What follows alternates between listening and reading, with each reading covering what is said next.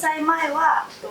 当時4歳の息子が、今は12歳なんですけども、子供の子育てをしながら神社の仕事をしているという毎日で、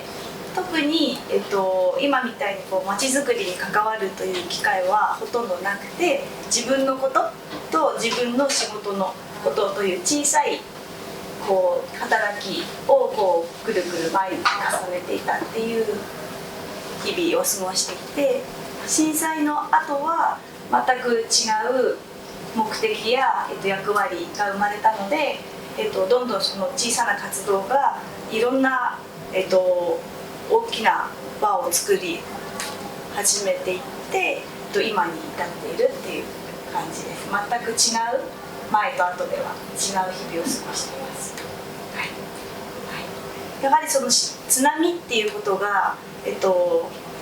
子どもたちの、イメージの中に入っていなかったっていうこともすごく大きくて、どうしてこの大きい津波が来たんだろうっていうことがわからない中で逃げるということを経験したんですね。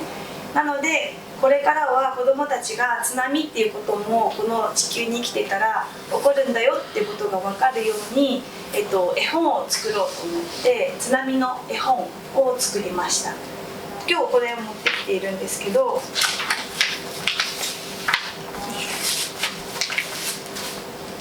実際こういうふうに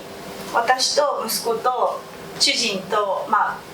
父と母と5人で逃げるんですけども、この時に子供はどうして逃げてるのか分かんないって後で教えてくれたんですね。っていうことは、彼らの中に津波っていうことが起こるっていう危機感は全くない日々を過ごしてきたんだなと思ったので、これからの子どもたちはこういうこともあるんだよっていうことを分かって生きていくっていうことが大事になってくるかなと思って、そのためには自分の経験をもとに絵を描いて何かに残せば、これからの子どもたちは想像しながら生きていけるかなと思ったので、まずそれをしました。その中でお茶会をしていく中で、あるお母さんが、町を作っていくときにいろんなことをまた新しく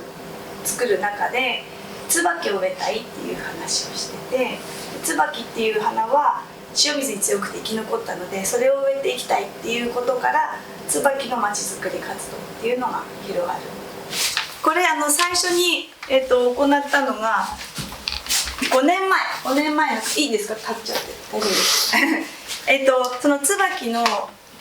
力をすごく感じたので、そういうまちづくりしましょうっていうことを仮設のお茶会で最初にお話ししたんですけども、これ1回目で大失敗だったんですよ。椿の思い出をただ聞いてったんですね。そしたらすごく盛り上がって、そういう椿町にあるならそれでなんか町づくりにつなげられたらいいですねで植えたんですね。カメリアですね。カメリアを植えていく活動を今していて、そのために、種を拾う、でそれで苗木を作って育てて、大きくなったら山道にみんなで植えるっていうことを5年ぐらい繰り返しています。それで今町に、避難路が4カ所できています。で、やっぱり一番大事なのはその時に逃げる道なんだけど、それまでの時間の中で、逃げるってことを忘れないってことだと思うんですよね。そのためにそういう活動をみんなで日々の中でしていくこと自体が大事だなと思うので、椿の避難路作りをしているっていうのが一番大きい活動です。祈りながら信じることっていうか、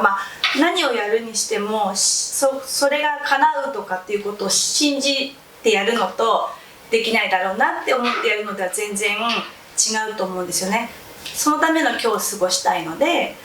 なんか少し先の人のことを想像して今を生きるっていう、そうすると前を向けるし進むことができる。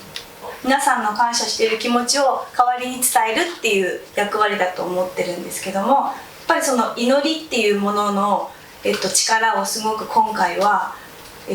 えてもらったっていうのがすごくあって、本当に遠くの人の会ったことのない人の祈りが注がれるっていうことをすごく体感したので、東日本大震災でそういう力を、これからもなんか大事にしないといけないなと思うし、私ができることって本当小さいことだと思うんですけど、みんなが小さいことをしていったらきっとそのパズルを埋めていくみたいに街が作られて、もう一回